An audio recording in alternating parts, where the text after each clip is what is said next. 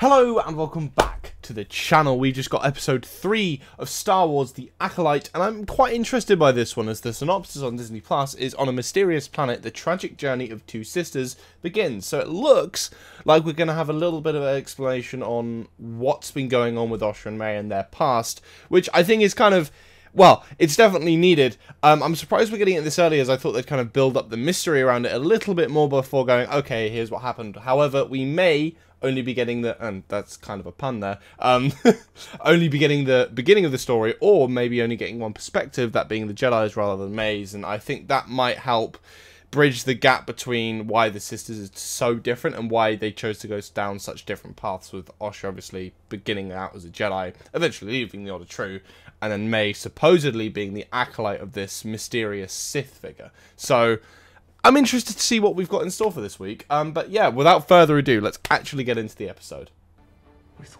This is the bit that interests me the most, the fact a Jedi offed himself. That suggests to me there's a lot going on work here, and I don't think Sol is aware of that. Also wondering if we're going to catch up with Kalnaka in this episode or the next one, as it, from the synopsis, this is going to seemingly be mainly a flashback episode. Okay, so we are on Brendok. And, yep, I was right, it's a flashback episode. Fantastic. Don't even know how the parents are supposed to tell them apart. Now, is this mother as in their mother, or mother as in religious figure? I'm interested. So, from that very brief glimpse of Sol, I'm assuming the Jedi are trying to infiltrate this place, because otherwise there's no reason really for a Jedi to just be sneaking around. I would have thought they could just walk in and go, "Hi, we're the Jedi, we want to have a look around." Because I know that they mentioned that they were raised by two mothers, so I didn't know if mother was referencing mother religious figure or their actual mothers. Now, from the trailer, Mother Anastasia does interest me because she said some interesting things about the Force so far about the Jedi not being so possessive of it, so I'm curious as the viewpoint they've got here.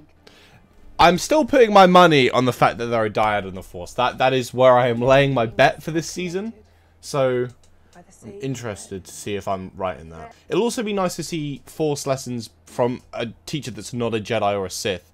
You know, you don't get many differing views on the Force. Although the whole prospect of kind of Force battling is kind of interesting, because we don't really see that. The thread tied you together before you were born. I think I might be onto something with this dyad theory, that's all I'm going to say. Not to say I'm the only one that's probably come up with this. I don't want to claim exclusivity on that. I'm loving the kind of two, I don't know if it's two just suns, moons, or just two planets. It's a really nice kind of design. And one of the many, many great things we're getting from just exploring differing planets. I'm interested in what this supposed ritual is, and if this is where everything supposedly goes wrong in this fire that May which is interesting that May would be the one to start this fire, given that Osha seems to be the one that has the more kind of rebellious nature. I'm still thinking this is a dyad or something along the lines. If they've been, these children are supposedly a gift, so they're fairly new additions to this group, right? How old is this group and how old are the people in it? That's where I'm confused. Because I would have thought that, you know, some of the people here don't look ridiculously old. Maybe like 30s. Granted, this is Star Wars and science fiction, so anything's possible. But surely the last addition to the group couldn't have been that long ago. Meaning that they were supposedly put into exile, like, recently-ish. Oh, and that's going to create the kind of tattoo-ish marking on the head, I think. So that's May. Because we've seen May's marking before. Why do they seem so afraid for the Jedi? That's where I'm interested. I don't know if the Jedi are just opposed to any other group using the Force, or whether or not this is... Because this doesn't look... Nothing here is suggesting this is their dark side Force users. It's not giving that impression to me, especially the no violence clause here. So I'm interested to what the Jedi have against this kind of cult. Plus, Torben here is much more recognisable as Tommen Baratheon from Game of Thrones. Don't the Jedi also train children, so to speak? I'm a bit confused by this supposed law then. I'm assuming because the Jedi are affiliated with the Republic, it's not necessarily illegal, and maybe there's like an application. I'm just interested in the fact this is a law. And I guess it's not going to reflect particularly good on them with someone like Osha, who clearly wants to walk separately to this coven. What did they do to Torben? That's why I'm confused. So that's the only instance to me that suggested that they're maybe tapping into the dark side, or are adapting that kind of part of the Force. So it's again, the Jedi don't seem to be opposed to their existence. They seem to be opposed to the fact that children are kind of being trained in it. So we could lose them to a bunch of deranged monks. It is not your decision. It is mine. I mean, that's one way to view the Jedi. I could have sworn that the Jedi, supposedly, even if you pass the initial test, they have the choice to join. But Who is allowed to use it? I believe we did also have some set leaks from some of these scenes, because I do recall seeing some of the characters from just photos put on. I think it was Twitter or Instagram somewhere. I'm waiting for it to all go wrong, because something has to go wrong here. I think there's points on both sides here, with the sense that Osha should be allowed to choose, but at the same time, I can kind of somewhat understand the mother's perspective. Oh, yeah, okay. I mean, you can understand from, like, a child's perspective of only being, like, with her sister and being not necessarily forced, but encouraged down a path they don't really want to do, how enticing something like the Jedi can sound. The Jedi here, I'm not saying they're necessarily wrong, but I think it's dancing near the kind of level of kind of trying to get her to do it, like, or impressing on her that this is an option. I mean, obviously she does want to do it, but yeah, I don't know. Oh, that's what she was doodling in the book. This is how the fire starts then, okay. I'm just confused with where May went, because she just seemingly disappeared completely. Plus, everything here so far has not really led to the perception that, or perspective that Torben has, where everything's gone wrong and it's the Jedi's fault. So I'm curious. That's why you don't start fires, kids. I understand there's been a fire, but that doesn't explain all the dead people. Like, unless there was an explosion that knocked him out, but... But how did Torben get that injury?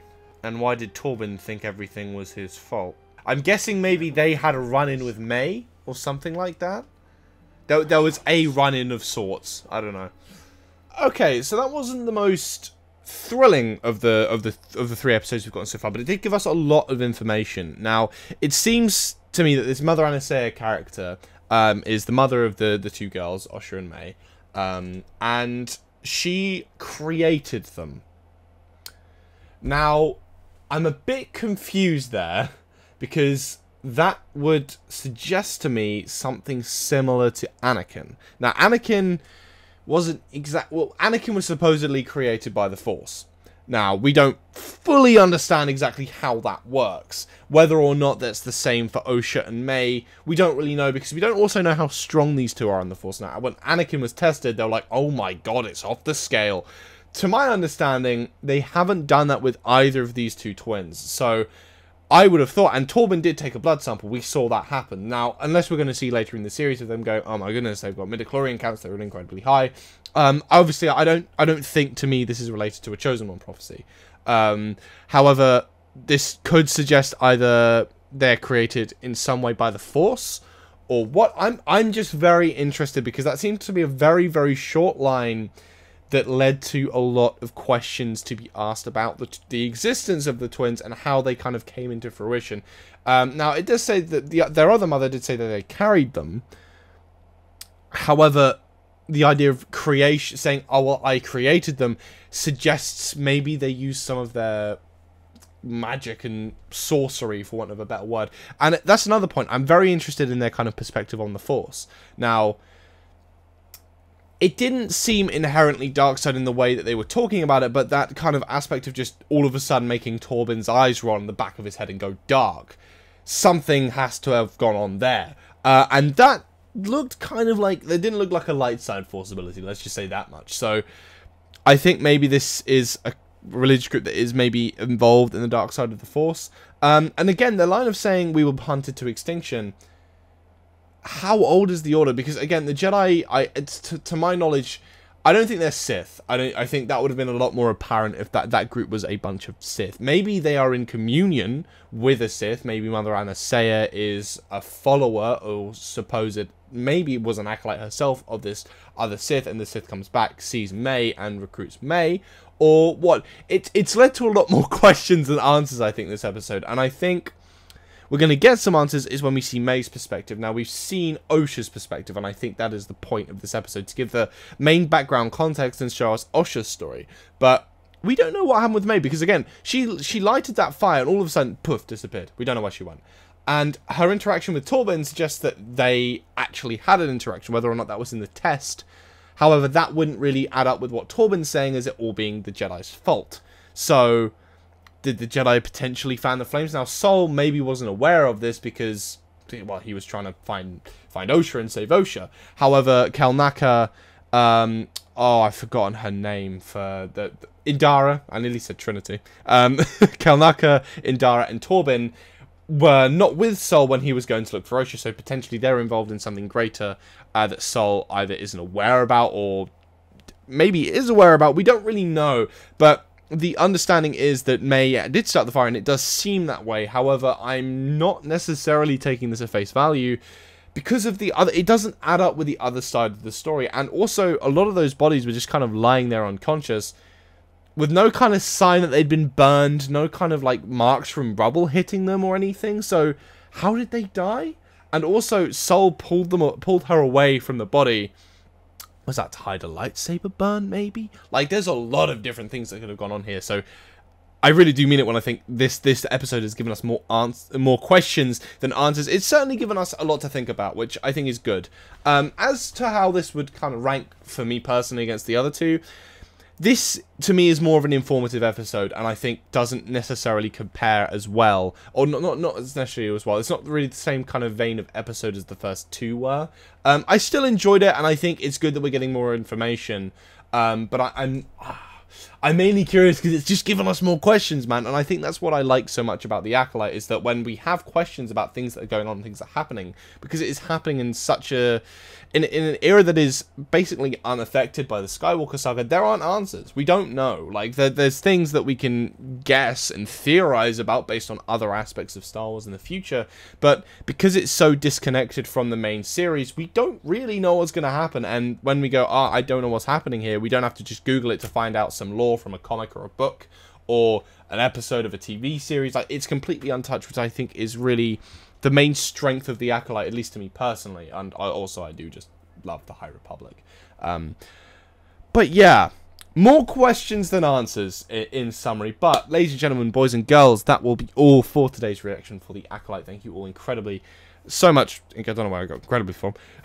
Thank you all so much for watching. If you did enjoy the video, please be sure to drop a like and subscribe to the channel, because I will be covering every episode of the Acolyte that does release.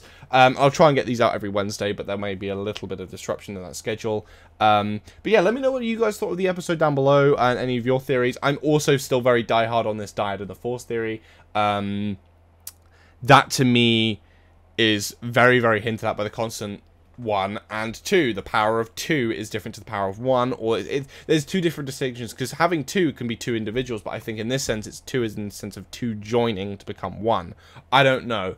There's, again, too many questions, but again, that is where I will end for today's video. Thank you all very, very much for watching, and I will see you in the next one.